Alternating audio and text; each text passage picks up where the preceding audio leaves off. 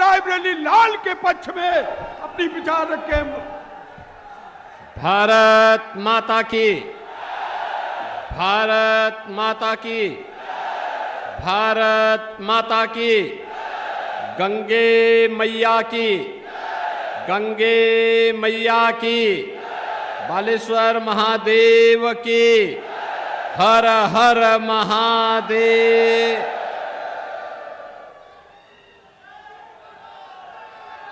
Bharatiya Janata party के जिला के अध्यक्ष श्री बुद्धिलाल पासी जी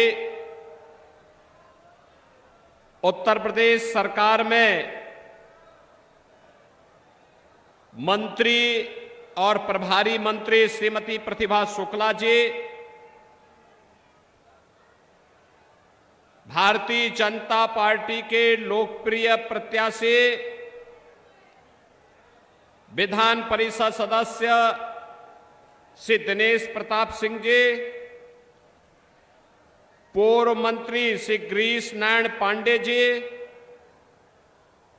पूर्व विधायक श्री धीरेन्द्र बहादुर सिंह जी, राकेश सिंह जी, आरबीएस सिंह जी, अजय त्रिपाठी जी, मंच पर उपस्थित भारतीय जनता पार्टी के सभी पदाधिकारीगण, सहयोगी दलों के सभी पदाधिकारीगण, लोकसभा क्षेत्र रायबरेली और सरेनी से जुड़े हुए मेरे सभी उपस्थित बहनों और भाइयों, भारत माता के महान सपूत अवध केसरी राणा बेनी माधव बख्श सिंह और वीरता के वाहक बीरा पासी की इस पावन धरा को कोटि कोटि नमन करता हूं। आचार्य महावीर प्रसाद द्विवेदी की लेखनी ने जिस धरा को धन्य किया हो, ऐसी धरा को पुनः पुनः नमन करते हुए मैं आप सबका हृदय से अभिनंदन करता हूं, स्वागत करता हूं। बहनों और भाइयों, लोकसभा का चुनाव आज चतुर्थ चरण में चल रहा है।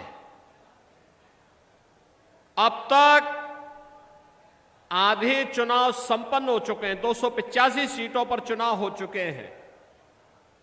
आज 10 राज्यों की 96 सीटों में चुनाव हो रहे हैं। और बहनों और भाइयों, पूरे देश के अंदर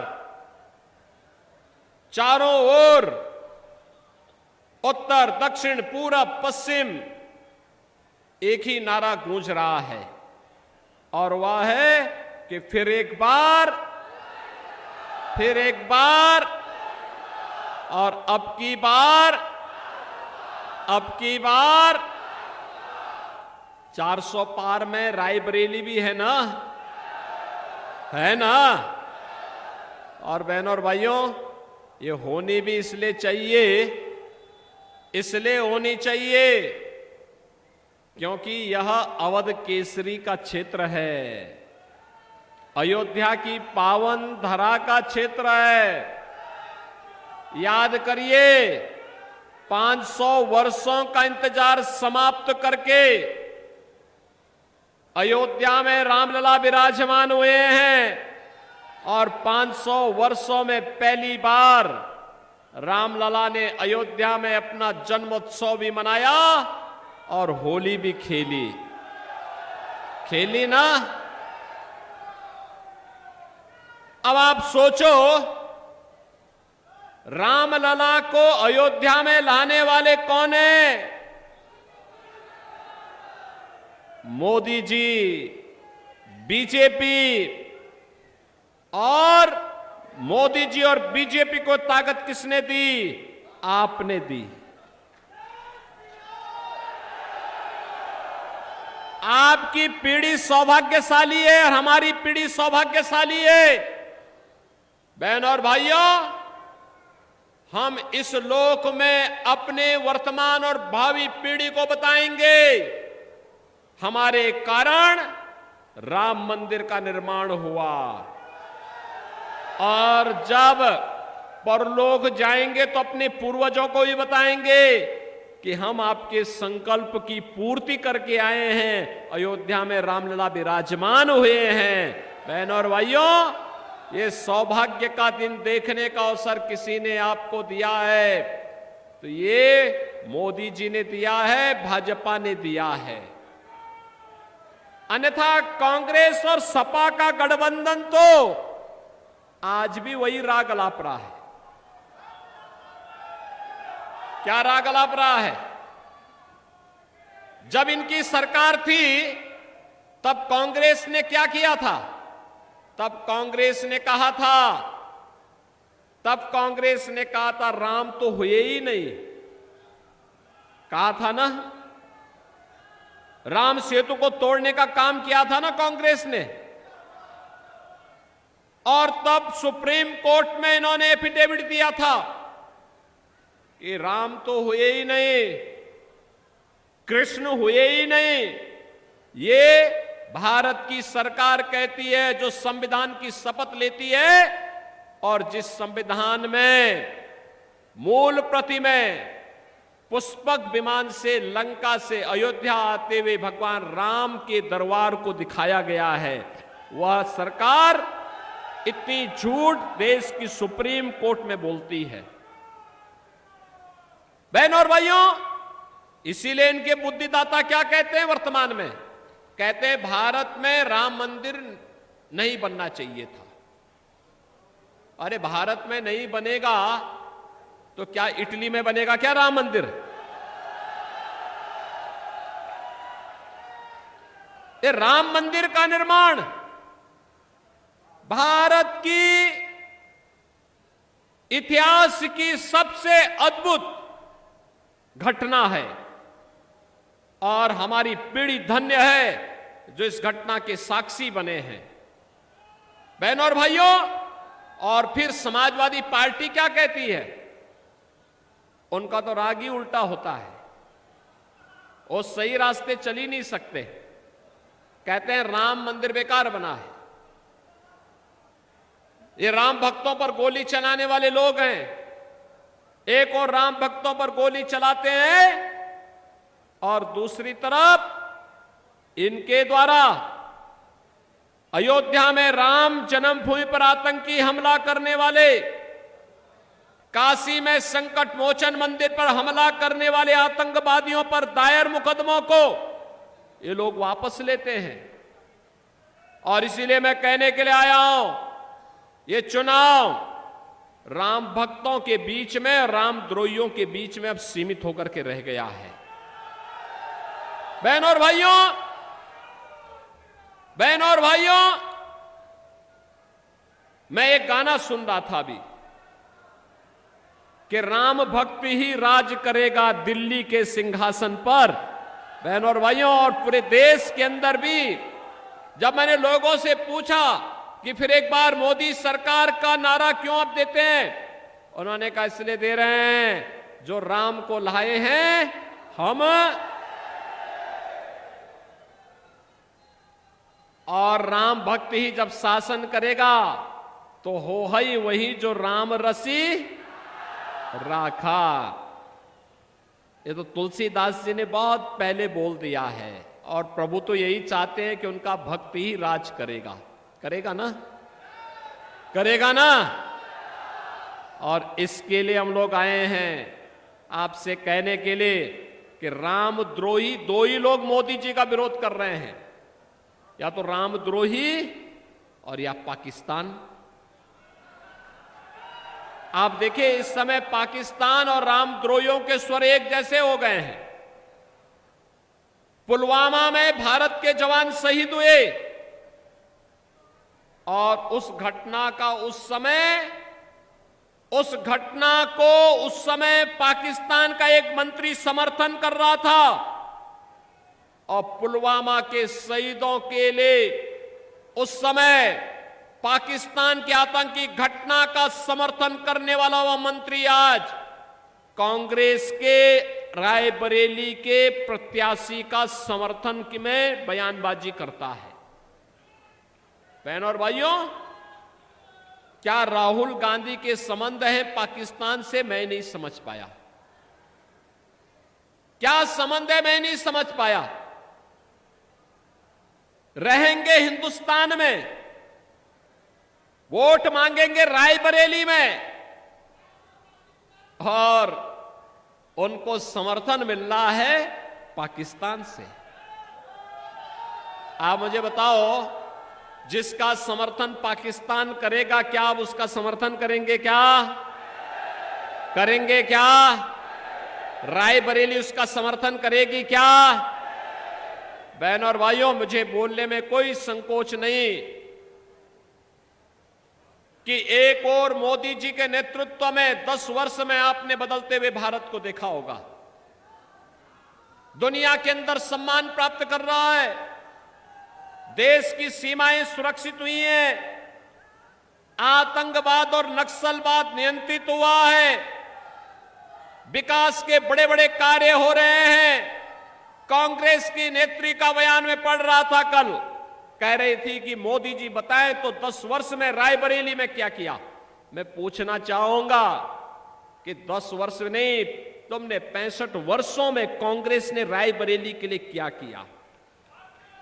आज अगर रायबरेली में एम्स है तो इसका पैसा भी मोदी जी दिए हैं, और ये रेल कारखाना है, इसके आधुनिकीकरण, इसके विस्तारीकरण का पैसा भी मोदी जी दिए हैं। इसके उद्घाटन में मोदी जी स्वयं भी आए थे।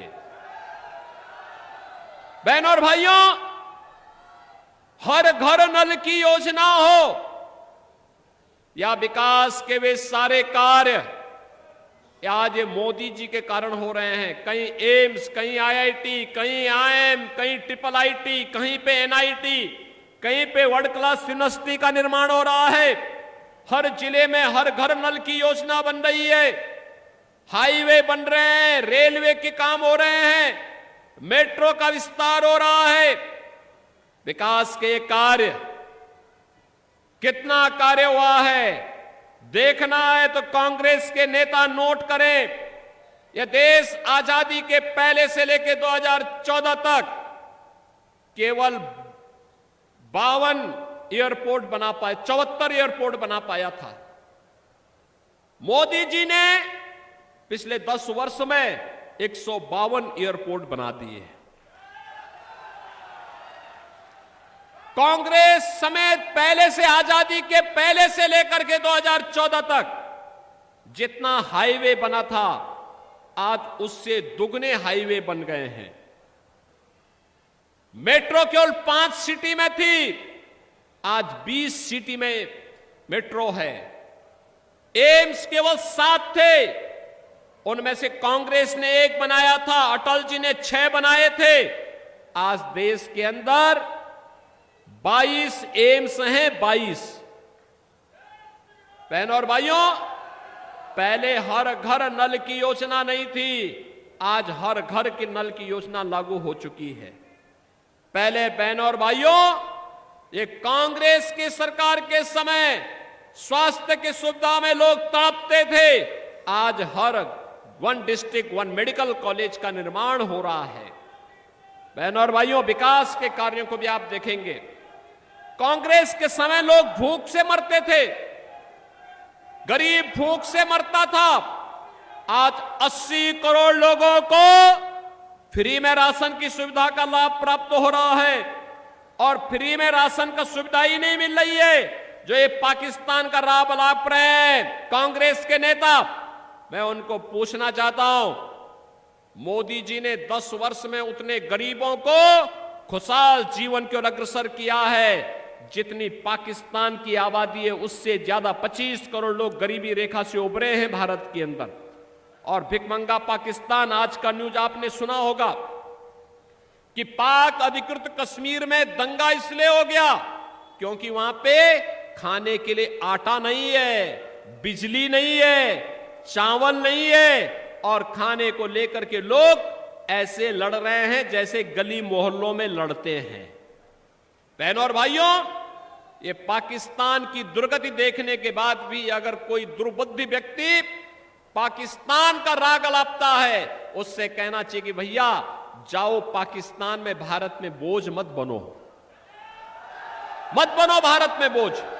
भारत तो 80 करोड़ लोगों को फ्री में राशन की सुविधा का लाभ दे रहा है। 60 करोड़ लोगों को आयुष्मान भारत में 5 लाख रुपए का स्वास्थ्य बीमा दे रहा है। 50 करोड़ लोगों को जनधन अकाउंट खोले गए। 12 करोड़ किसानों को किसान सम्मान निधि का लाभ दिया जा रहा है। 12 करोड़ घरों में शौचालय बने।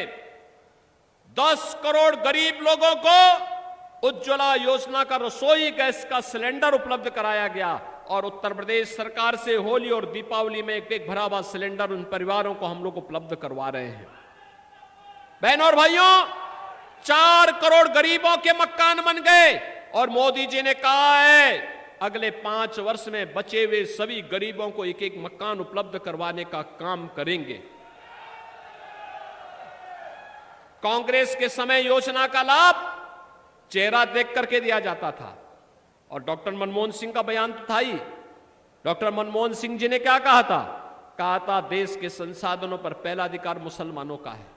हमारा दलित कहां जाएगा, पासी कहां जाएगा, लोधी कहां जाएगा, कुर्मी कहां जाएगा, हरिजन कहां जाएगा, दलित कहां जाएगा, अन्य गरीब कहां जाएगा। बहनों और भाइयों, मोदी जी ने गरीबी को ध्यान में रख करके, दलित वंचित को ध्यान में रख करके योजना का लाभ दिया।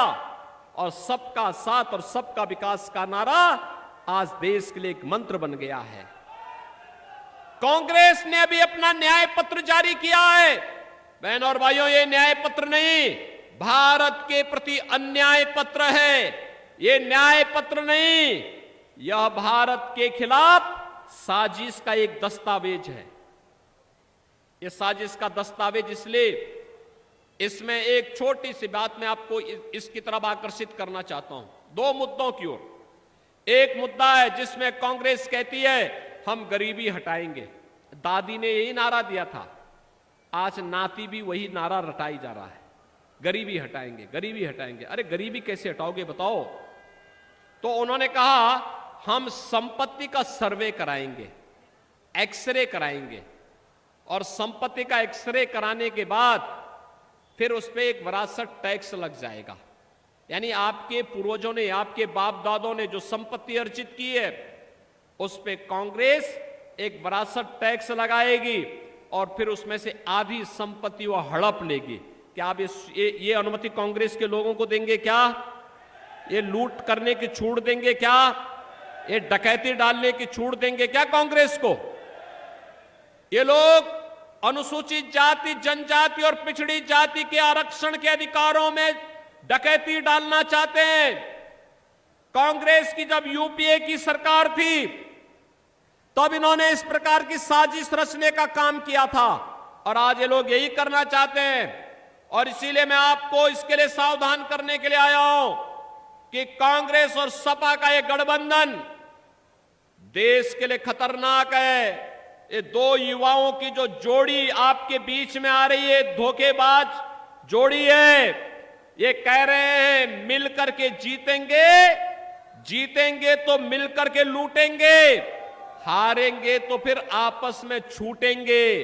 और बहनों और भाइयों, ये लोग प्रदेश के साथ अन्याय करने के लिए, देश के साथ अन्याय करने के लिए आ रहे हैं।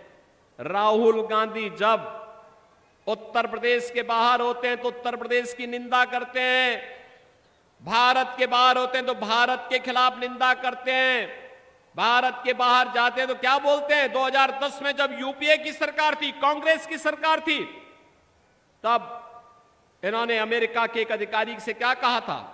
कहा था कि मुझे भारत के अंदर आईएसआई से डर नहीं है, मुस्लिम कट्टरपंथियों से डर नहीं है, आतंकवादियों से डर नहीं है, मुझे तो भारत के अंदर हिंदुओं से डर है। यानी हिंदुओं को बदनाम करता है व्यक्ति। और फिर आप ही से वोट मांगेंगे। ये लोग जाति के नाम पर पहले आपको लड़ाएंगे, फिर जाति के नाम पर लड़ाने के बाद आपके आरक्षण को मुसलमानों को बंदर बांट करने का काम करेंगे। क्या आप ये अनुमति इनको देंगे? क्या ये अनुमति देंगे? क्या कांग्रेस के मैनिफेस्टो में एक बात और कही गई है कि अल्पसंख्यकों को उनकी रुचि के अनुसार खान पान की स्वतंत्रता देंगे। बहनों भाइयों, मैं पूछना चाहता हूं, अल्पसंख्यक और बहुसंख्यक का भोजन में कौन अंतर है? रोटी वो भी खाते होंगे, आप भी खाते होंगे। चावल वो भी खाते होंगे, आप भी खाते होंगे। खिचड़ी या खीर वे भी खाते होंगे, आप भी खाते होंगे। फल आप भी खाते होंगे, वो भी खाते होंगे। लेकिन एक जगह में मतभेद हो जाता है। वह हो जाता है जब वो गौ मांस खाने का प्रयास करते हैं तो हिंदू कहता है ये नहीं होगा, गौ माता, गौ हमारी माता है, जन्म जन्म का नाता है, अगर इसको काटोगे तो दो दो हाथ हो जाएगा और ये नहीं होने देंगे। और कांग्रेस कह रही है हम गौ हत्या की छूट दे देंगे। क्या आप इसको स्वीकार करेंगे? क्या? अरे राम जन्मभूमि का जो पुण्य है ये पाप में बदल जाएगा। इस पाप को मत करना, इस पाप में मत पड़ना। और इसीलिए मैं आपसे कहने के लिए आया हूं, कांग्रेस के पाप में नहीं पड़ना है। कांग्रेस अब देश के लिए खतरनाक खेल खेलने जा रही है। उन्हें देश के अंदर शासन करने का अधिकार नहीं। देश उन्हें पहले ही उन्हें बाहर कर चुका है, बाहर का रास्ता दिखा चुका है। और यह भी तय है, आज चौथे चरण के बाद पूरे देश के अंदर जब चुनाव चल रहे हैं चौथे चरण का, एक ही लहर है और वो मोदी लहर है। अब वो सुनामी बनती हुई दिखाई दे रही है। सातवें चरण आते आते पूरे देश के अंदर 400 पार का लक्ष्य भारतीय जनता पार्टी गठबंधन करने जा रहा है। और बहनों और भाइयों, ये अब की बार 400 पार के इस अभियान के साथ रायबरेली को भी इससे मुक्त होकर के भारतीय जनता पार्टी के कमल को विकास के लिए खिलाना ही चाहिए। सहमत हैं? खिलाएंगे? दिनेश प्रताप सिंह चुनाव जीत करके जाएंगे? सरेनी विधानसभा के सभी मतदाता अपने आशीर्वाद देंगे? सभी लोग इधर उधर पीछे सभी लोग मुझे बताओ, इस बात के लिए आश्वस्त करके बताओ, क्या आप सभी लोग देंगे? सभी लोग सहमत हैं? सभी लोग? इसके लिए बहनों और भाइयों, 5वें चरण में आपको मतदान करना है और आपको इसके लिए घर घर जाना होगा। एक एक मतदाता से अपील करनी होगी कि चुनाव देश की खातिर है, भारत को विकसित भारत बनाने का है। मोदी जी के नेतृत्व में विकसित भारत बनेगा। कांग्रेस आएगी तो भारत के विभाजन की आधारशिला आपस में लड़ा करके ही तय कर देगी। इसलिए कांग्रेस को एक तरह से विदा करते हुए हमें मोदी जी के नेतृत्व में कमल खिलाना है। सहमत हैं? सहमत हैं? चुनाव के दिन पहले मतदान, फिर और काम, इस अभियान को आगे बढ़ाएंगे। सभी लोग करेंगे तो फिर मेरे साथ आप बोलेंगे, भारत माता की, भारत माता की, भारत माता की।